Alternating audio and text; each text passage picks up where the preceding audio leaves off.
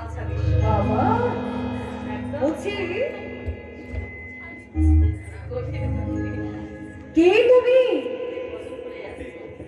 আচ্ছা বেশ গোপী বুঝলাম। বলছি এমন গোপী তো কখনো দেখিনি বাবা। তোমার বাড়ি কোথায়? তোমার স্বামীর নাম কি? আচ্ছা সর্বনাশ, সব গোপী। আমি বলছি তোমার নাম কি, বলছি গোপী। বাড়ি কোথায় গোপী, স্বামীর নাম গোপী, সব গোপী। কেমন গোপী? ওই যে ভোরে গোপী গো, এমন গোপী দেখি আমি।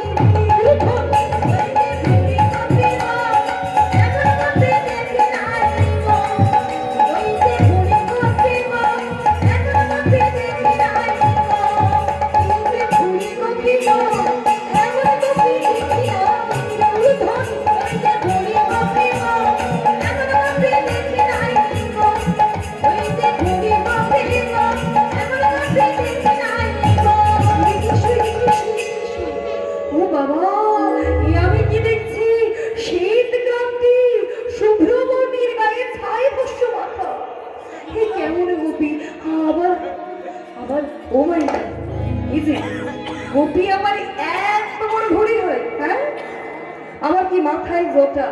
তোমার গোপীর মাথায় জটা থাকে নাকি? আচ্ছা দেখি, হ্যাঁ ঠিক করে নাও।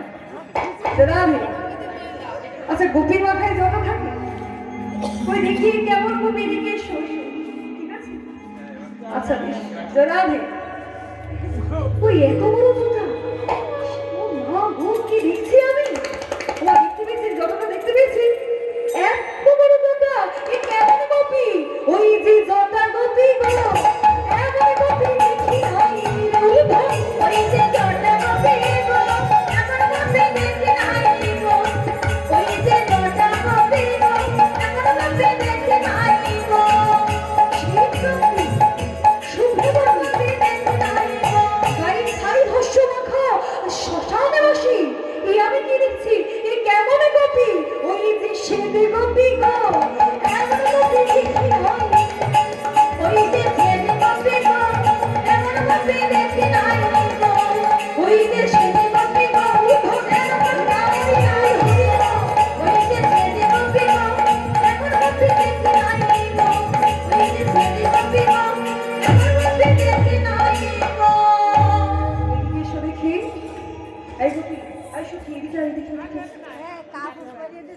দেখতো কেমন গোপী। দিয়ে তো খুলি দেখি কেমন গোপী।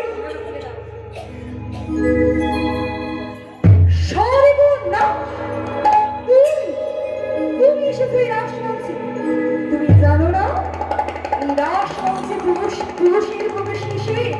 প্রবেশ যদি করতে হয় একমাত্র ব্রজ গোপিনীগণ প্রবেশ করবেন, কোনো গোপের প্রবেশ নিষেধ, অর্থাৎ পুরুষের প্রবেশ নিষেধ। দেবাদিনী তুমি কেন এসেছো, তুমি কি জানো না? শোনো গৌরী, আমাকে ছাড়া যদি রাসমঞ্চ হয়, আমি কিন্তু আমার মস্তকে যে এক কলা চন্দ্র আছে, আমি কিন্তু দেব না। আপনারা জানেন, ওমা জানেন তো দেবাদি দেবীর মস্তকে একটি কিন্তু চন্দ্র আছে, হ্যাঁ এক কলা চন্দ্র। আপনারা দেখবেন দেবাদিদেব বললেন ওই চন্দ্রকে কিন্তু আমি দেব না। কেন? আমাকে যদি রাসমঞ্চটা প্রবেশ করতে দেওয়া হয়, দেবাদিদেব যদি আজকে চন্দ্র না দেন, এই রাসলীলাকে যে পূর্ণলীলা বলা হয়, আজ কিন্তু এই রাসলীলা পূর্ণলীলা হবে না। তাহলে একটু শুনুন, এই রাসলীলাকে কেন পূর্ণলীলা বলা হয়? ভগবান এত এত লীলা করেছেন। আকাশের চন্দ্র যেটি, সেটি হলো 15 কলা, 16 কলা ছিল না। একমাত্র এই রাসমঞ্চে, এই রাসলীলাতে একমাত্র 16 কলায় পরিপূর্ণ চন্দ্র ছিল, অর্থাৎ পূর্ণ লীলা হলো এই রাসলীলা। আপনারা জানেন চন্দ্রদেবীর 28টা পত্নী ছিল। সেই 28টা পত্নীর মধ্যে একমাত্র রোহিণীকে ভালোবাসতেন, আর বাকি 27 জনকে ঠিক ততটা ভালোবাসতেন না। তাই বাকি 27 জন তারা তাদের পিতার কাছে গিয়ে অভিযোগ করে, কমপ্লেন করে, পিতা পিতা যে সংসারে আমাদেরকে পাঠিয়েছো পিতা, আমাদের ছোট বড় রোহিণীটাকে শুধুমাত্র চন্দ্রদেব ভালোবাসেন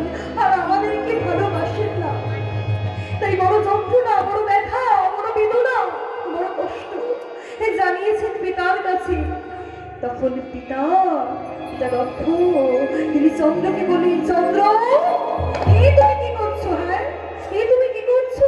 তুমি বাকি সাতাশজনকে ভালোবাসছো আর আমার, তুমি একজনকে ভালোবাসছো আর বাকি 27 জনকে কষ্ট দিচ্ছ, কেন তুমি এমন করছো? তখন চন্দ্রদেব বলেছিলেন, শ্বশুর মশাই আপনি আপনার সংসারে নাম বলান, আমার সংসারে আপনি নাম বলান। চন্দ্র এত বড় দুঃসাহস তোমার, এত বড় স্পর্ধা তোমার, তুমি আমাকে অপমান করো, তুমি আমাকে অবজ্ঞা করো।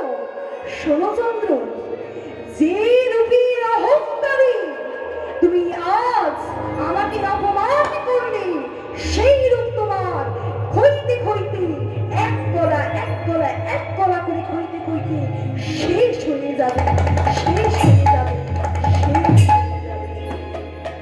ঠিক তখনই স্মরণ নিয়েছিলেন চন্দ্রদেব, দেবাদিদেব মহাদেব।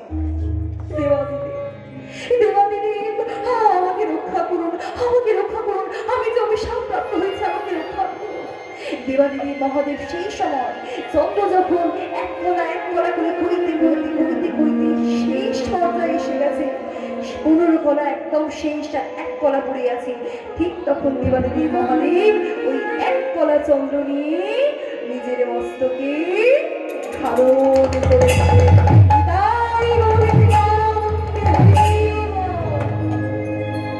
তাই আজ দেবাদিদেব বললেন, ওই এক কলা চন্দ্র আমি দেব না, পূর্ণলীলা আমি হতে দেব না, যদি আমাকে না প্রবেশ করতে দেওয়া হয় রাজসমাজে। ভগবান তখন ডাক দিয়ে বললেন, দেবাদিদেব, দেবাদিদেব শোনো, তোমার মধ্যে 4টে ঐশ্বর্য, আমার মধ্যে 6টা। ঐশ্বর্যস্য সমগ্রস্য বিন্দস্য দশস্য শ্রেয় জ্ঞান বৈরাগ্যষ্টৈব সন্ন্যাসিনী হব শ্রীরাম। অর্থাৎ স্বয়ং ভগবান ঐশ্বর্যের মালিক, বিরক্তির মালিক, সমগ্র বিশ্বের মালিক, তার মধ্যে 6টি ঐশ্বর্য, 6টি গুণ। কিন্তু দেবাদিদেব বলেন, হে দেবাদিদেব আমি আশীর্বাদ করছি তোমাকে, তুমি ওই বংশীগত বলে তুমি রাসলীলা আস্বাদন করতে পারবে, তুমি চলে যাও ওই বংশীগত বলে, আমি তোমাকে আশীর্বাদ করছি, আজ থেকে তোমার নাম হবে গোপেশ্বর। নিতাই গৌরাঙ্গে হরি। তাই দেবাদিদেব মহাদেব গোপেশ্বর হয়ে আজ রাসলীলা আস্বাদন করছে, আর এদিকে ব্রজরমণীগণ বলা বলি শুরু করে দিলেন, আই সখী, আই সখী, সকলে গোপীগণ বলা বলি